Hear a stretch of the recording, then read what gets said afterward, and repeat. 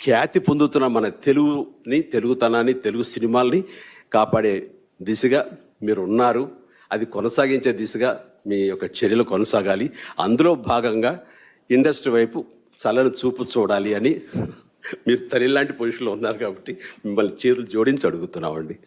కోట్ల మంది తెలిసిన ఒక హీరోని కూడా, నా కుటుంబంలోని వ్యక్తిని కూడా చేతులు ఇలా పట్టుకొని, మీరు ముఖ్యమంత్రి గారు, మీరు మాతృమూర్తి, ఈ స్థాయికి కూడా ఈ వ్యక్తి పట్టుకొచ్చాడంటే దాన్ని ఏమనుకోవాలి?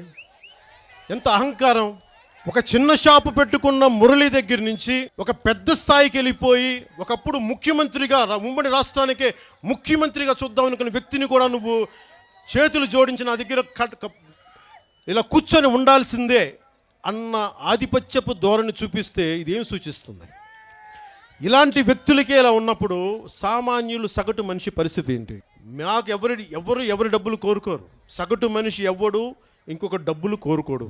మా బలం మీద మేము బతకాలనుకుంటాం, మా ఆత్మగౌరవం మీద బతకాలనుకుంటాం. కానీ మేము కష్టపడి తినడానికి కూడా నీకు వచ్చి నమస్కారాలు పెట్టాలంటే మా ఆత్మగౌరవం ఒప్పుకోవట్లేదు. నువ్వు ఎంత పెద్ద మెగాస్టార్ కింద కూర్చోబెడతావు అన్న ఆలోచన ధోరణి నాకు నచ్చలా. ఇది ఒక చిరంజీవి గారికి సంబంధించింది కాదు, ఒక మురళికి సంబంధించింది కాదు, ఒక భవన నిర్మాణ కార్మికుడికి సంబంధించింది కాదు. ఇది మన అస్తిత్వం, ఇది మా ఆత్మగౌరవం. ఇది నువ్వేం దిగొచ్చావా నువ్వు ముఖ్యమంత్రి అయితే?